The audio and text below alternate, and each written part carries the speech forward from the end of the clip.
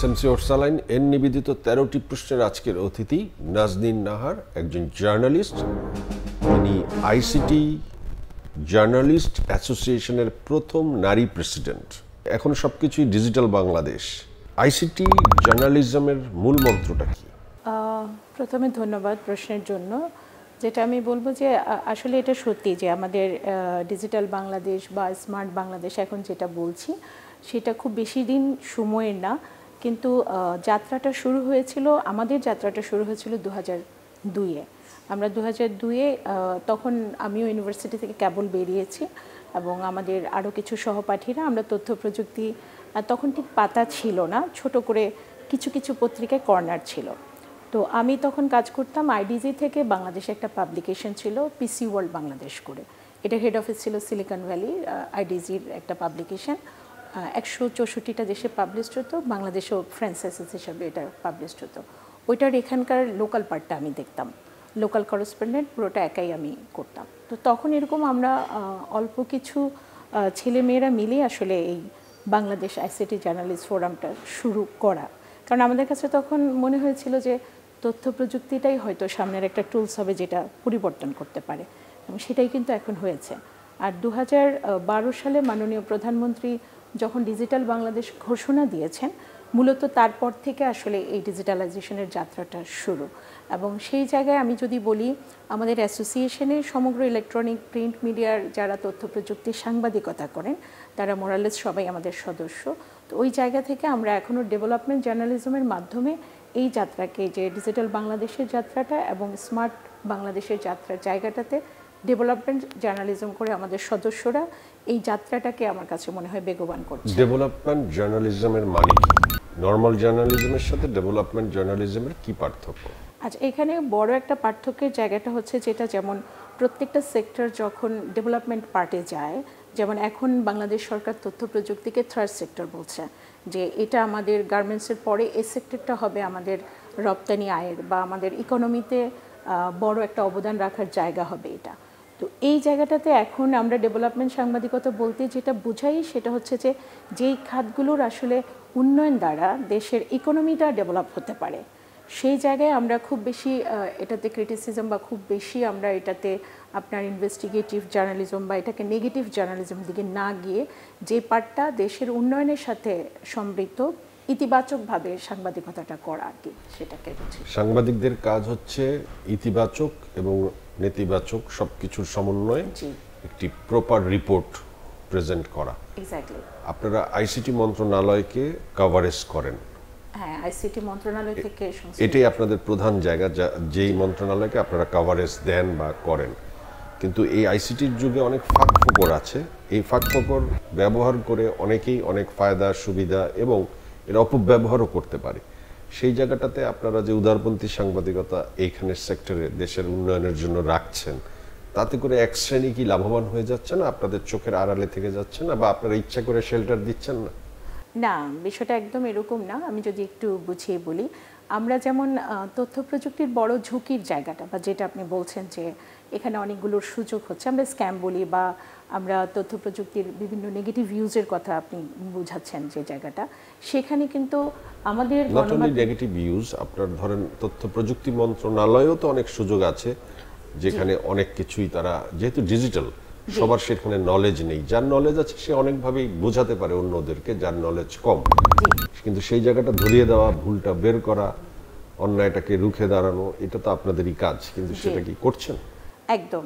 আমরা যেটা আমি বললাম যে 2012 সাল থেকে হয়তো আমাদের এখানে ডিজিটাল বাংলাদেশ কনসেপ্টটার পর একটা সেন্সেশন হয়েছে, বাট আমি বলেছি বাংলাদেশ আইসিটি জার্নালিস্ট ফোরাম কিন্তু যাত্রা শুরু করেছে 2002-এ। তাহলে আপনি যদি দেখেন 2002 থেকে 2012 এই 10 বছর কিন্তু আমাদের সদস্যরা বিভিন্ন গণমাধ্যমে তথ্য প্রযুক্তি নিয়েই লিখেছে।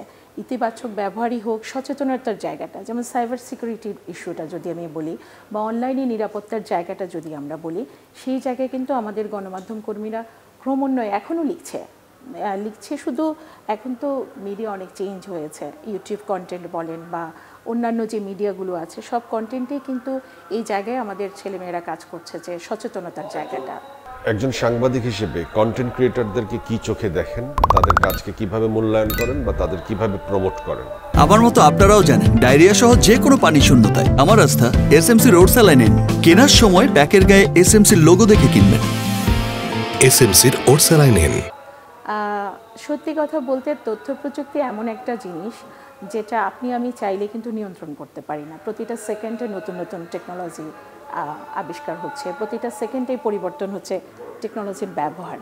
এখন টেকনোলজি ইটসেলফ কিন্তু একটা টুলস, সো ইটসেলফ এটা হচ্ছে একটা অ্যানেবেলার, আপনাকে হেল্প করছে, আমাকে হেল্প করছে, আমাদের কাজগুলোকে সহজ করছে। এটা ডিপেন্ড করে ইউজারের উপরে যে আমি আসলে এটাকে কিভাবে ব্যবহার করছি। আমি এটাকে কি ইতিবাচকভাবে ব্যবহার করছি না এটার মিসইউজ করছি, যেটা আপনি একটু আগে বললেন। তো কন্টেন্ট ক্রিয়েটরটা কিন্তু এই নতুন, আমরা এটাকে নিউ মিডিয়া বলছি, এই জায়গায় এখন কিন্তু কন্টেন্ট ক্রিয়েটরটা অনেক বড় একটা জায়গা দখল করে নিয়েছে। কারণ কন্টেন্ট ক্রিয়েটর বা ইউটিউবারদের সামাজিক মূল্য জায়গা থেকে, রাষ্ট্রীয় মূল্যায়নের জায়গা থেকে তাদের অবস্থান এখন কি? আমার কাছে কিন্তু ইতিবাচক মনে হয়, কারণ আমরা এখন এটাকে প্যারালাল মিডিয়া বলছি এবং তারাও কিন্তু বেশ ভালো কাজ করছে, ভালো কিছু কন্টেন্ট কিন্তু আমাদের দেশে ক্রিয়েট হচ্ছে। সব ভালো আমি বলবো না, এটা থাকবে, ভালো মন্দ একসাথেই থাকবে, এর মধ্যে ভালোরাই কিন্তু জায়গা করে নেবে এবং আমি মনে করি সোশ্যালিও তাদের মিলিয়ন ফলোয়ার্স কিংবা অনেক মিলিয়ন ফলোয়ার্স একজন ইউটিউবারকে একটা মূলধারার গণমাধ্যমের চেয়ে কি আপনি কম পাওয়ারফুল মনে করেন? একদম না, বরং ইন সাম এক্সটেন্ট আপনি দেখবেন যে আমরা যারা মেইন স্ট্রিমে আমাদের লেখালেখি করে বা প্রিন্ট মিডিয়াতে করে, তারা একটা ইভেন্টে গিয়ে সেই নিউজটা তারা আপনার রিডার্সের কাছে পৌঁছে দেওয়ার আগে একজন ইউটিউবার পৌঁছে দিচ্ছে। তো সেই জায়গাটায় কিন্তু তার কাজের ধরনটা ভিন্ন, ওদের কাজের ধরনটা ভিন্ন, রিডার্স গ্রুপটাও কিন্তু ভিন্ন। কিছু রিডার্সরা আছে তারা হয়তো ইউটিউবে একটা কন্টেন্ট দেখেছে, বাট দে ওয়েটেড যে দেখি এটা একটা মূলধারায় কি আসে। জার্নালিস্টদের অনেক সুবিধা থাকে, অনেক সুবিধা নেওয়ার ব্যাপার থাকে, তাদের অনেক প্রায়োরিটি থাকে, অনেকেই অনেক ধনী এবং সেটা এই প্রায়োরিটি ইউজ করে। এই যে প্রায়োরিটিকে ইউজ করা এবং না করা দুই গ্রুপই আছে, এটাকে আপনি কিভাবে দেখেন? সবাইকে তো আর আপনারা কন্ট্রোল করেন না ব্যক্তি চেতনা কিংবা মূল্যবোধের জায়গায়, কিন্তু আপনারা কি চোখে দেখেন সুবিধা নেওয়ার ব্যাপারটা এবং না নেওয়ার ব্যাপারটা কি? আচ্ছা, আমি যদি এখানে বলি সাংবাদিকতাই বলেন বা যে কোনো এ ধরনের ক্রিয়েটিভ ইন্ডাস্ট্রি বলেন, গ্রামারটা কিন্তু খুব সহজ সব জায়গায়। আপনি নিজেও এই ইন্ডাস্ট্রির মানুষ, সো মিডিয়ারও কিন্তু একটা গাইডলাইন আছে, একটা সুন্দর গ্রামার আছে। এখন আমাদের সাংবাদিকদেরকেও কিন্তু আমাদের একটা কোড অফ কন্ডাক্ট আছে। আমরা যারা সাংবাদিকতায়, আমি অবশ্য পরে পিজিডি করেছি, আমি ইকোনমিক্সে পরে পিজিডি করেছি সাংবাদিকতায়, কিন্তু যারা একদম অনার্স মাস্টার্স করে এসেছে সাংবাদিকতায়, এসে মেইন স্ট্রিমে কাজ করছে, তাদের কিন্তু কিছু কোড অফ কন্ডাক্ট আছে, তাদের কিন্তু কিছু নিয়ম আছে করার। এখন মানা না মানাটা হচ্ছে তার একদম নিজস্ব ব্যাপার। এই কোড অফ কন্ডাক্ট নিয়ে অনেক বিতর্ক আছে। ইউটিউবারদের নাই কোনো কোড অফ কন্ডাক্ট, কিন্তু তাদের আছে ভিউ এবং ফলোয়ার। তারাও একটা নিউজ প্রেজেন্ট করছে, আপনারাও করছেন, কিন্তু আপনারা একটি জায়গায় বলছেন যে তারা কোড অফ কন্ডাক্ট মানে না বা তারা এটা জানে না, কিন্তু তাদের অথেন্টিসিটি নাই, কিন্তু দেখা যাচ্ছে নিউজটা তাদের মাধ্যমেই ছড়াচ্ছে।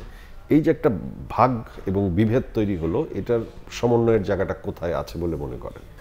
এটার সমন্বয়ের একটা গুরুত্বপূর্ণ জায়গা যেটা আছে, যে ক্রমান্বয়ে কিন্তু ইউটিউব বলেন বা ফেসবুক, সোশ্যাল মিডিয়ার অন্য যে কোনোটাই বলি, সেই জায়গাগুলোতে কিন্তু কন্টেন্ট ক্রিয়েটররা একটা জায়গা করে নিচ্ছে। তো আমি মনে করি যারা এই জায়গাটায় কাজ করছেন তাদের নিজেদের নিরাপত্তার জন্যই, তাদের নিজেদের জন্যই এই জায়গাটাকে তাদেরই উচিত হবে এটাকে একটা গ্রামারের মধ্যে, একটা সিস্টেমের মধ্যে, একটা ডিসিপ্লিনের মধ্যে নিয়ে আসা। হ্যাকারদের জন্য আপনার কি উপদেশ? হ্যাকারদের জন্য আপনাদের কি শাস্তির ব্যবস্থা, কিংবা হ্যাকারদের প্রতিরোধ করার জন্য জার্নালিস্টদের একতাবদ্ধ হওয়ার কি প্রচেষ্টা আছে?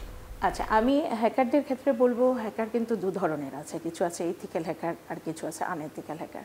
এখন ইথিক্যাল হ্যাকার কিন্তু ওয়ার্ল্ড ওয়াইড একটা পজিটিভ প্র্যাকটিস, তো ওইটাতে তো কিছু বলার নেই। আনএথিক্যাল হ্যাকারের ক্ষেত্রে এটা সারা দুনিয়াতে যত জায়গায় তথ্য প্রযুক্তির ডেভেলপমেন্টের সাথে সাথে এদেরও ডেভেলপমেন্ট হয়েছে। এই জায়গায় আমরা যেটা বলি সচেতনতার কোনো বিকল্প নেই।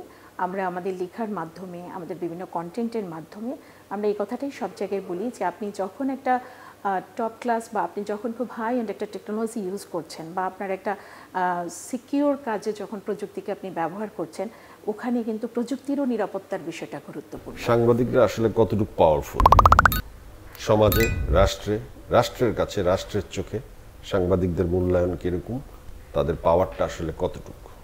আমার কাছে মনে হয় যে মিডিয়া সবসময় কিন্তু ফোর্থ স্টেট, যে কোনো দেশেই ফোর্থ স্টেট হিসেবে মিডিয়াকে ফার্স্ট সেকেন্ড থার্ডটা বলেন। ফার্স্ট সেকেন্ড থার্ড এটা তো গভর্নমেন্ট আছে, সরকার নিজে একটা আছে, অ্যাডমিনিস্ট্রেশন আছে, তারপরে হচ্ছে আপনার ল অ্যান্ড অর্ডার আছে, দেন ফোর্থ স্টেট হিসাবে কিন্তু জনগণের জন্য কথা বলে কিন্তু মিডিয়া। তো সেই জায়গায় আপনিও কিন্তু একই জায়গায়। তো আমার কাছে মনে হয় যে সেই জায়গায় মিডিয়া বেশ শক্তিশালী বলে আমি বিশ্বাস করি, এবং আমাদের দেশের গণমাধ্যম, এটা আমি খুব প্রাউডলি বলবো, আমাদের দেশের গণমাধ্যম কিন্তু এখনও অনেক কিছুর সাথে লড়াই করে নিজের জায়গাটা সঠিকভাবে ধরে রাখার চেষ্টা আমরা করছে। বিভিন্ন দেশের গণমাধ্যম যেমন বিবিসি বলেন, আল জাজিরা বলেন, অনেক পাওয়ারফুল গণমাধ্যম দেখি, এবং সেখানে অনেক পাওয়ারফুল জার্নালিস্টদের দেখি, হোস্টদের দেখি, যারা নির্দ্বিধায় অনেক কথা বলে এবং পৃথিবীব্যাপী বিভিন্ন শাসকদের মুখোমুখি বসান। বাংলাদেশে এই ধরনের সাংবাদিকতা হয় না কেন? এই ধরনের উপস্থাপকের অভাব কেন? এবং সেই প্র্যাকটিসটা নেই কেন? এটা প্রথমে আমি বলবো যে সাংবাদিকতা হয় না কেন, সেই জায়গায় আমি যদি একটু আসি, আমাদের এখানে কিছু ল আছে, যেটা আমরা সম্প্রতি, যেটা যদি বলি সাইবার নিরাপত্তা আইন, এবং আমরা যদি বলি আমাদের এখানে প্রেস ফ্রিডম, এই মে মাসে গেল 3 তারিখে মুক্ত সাংবাদিকতা দিবস। তো এই জায়গাগুলোতে এখনও আমরা আইনগতভাবে অনেকটা পিছিয়ে আছি, যে জায়গাটাতে বারবারই কিন্তু গণমাধ্যমের কণ্ঠরোধের একটা চেষ্টা আছে। এবং আরেকটা যেটা আপনি বলেছেন যে আমরা সাংবাদিকরা ওরকম হচ্ছে না কেন, সেই জায়গায় আমি বলবো যে আপনি যেটা বলেছেন শুরুতে, সুবিধা নেওয়ার জায়গাটা, হয়তো আমরা সুবিধা নেওয়ার জায়গাটার প্রতি বেশি আগ্রহী হয়ে যাচ্ছি, অসুবিধাটা বা চ্যালেঞ্জের জায়গাটা একটু কম আগ্রহ প্রকাশ। ভবিষ্যতে সাংবাদিকতায় জড়ানোর ইচ্ছা নতুন প্রজন্ম বেশি গ্রহণ করবে, নাকি কন্টেন্ট ক্রিয়েটর হওয়ার ইচ্ছা বেশি গ্রহণ করবে?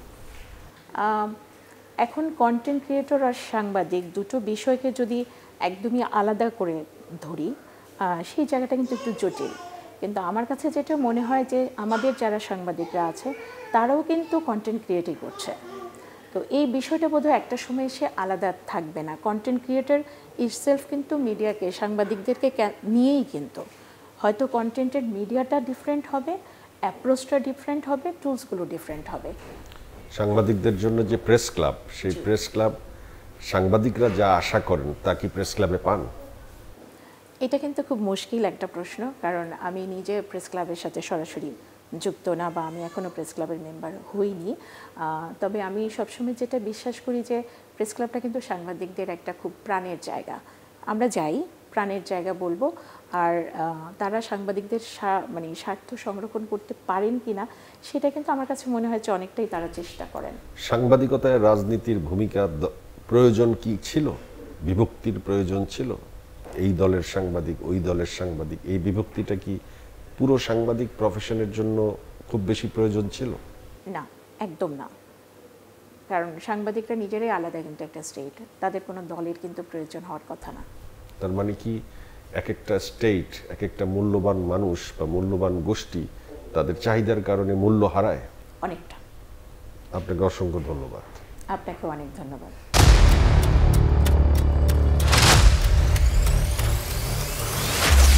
আমার মতো আপনারাও জানেন ডায়রিয়া সহ যে কোনো পানি শূন্যতায় আমার আস্থা এসএমসি রোড স্যালাইন। কেনার সময় প্যাকের গায়ে এসএমসির লোগো দেখে কিনবেন। এসএমসির ওরসালাইন।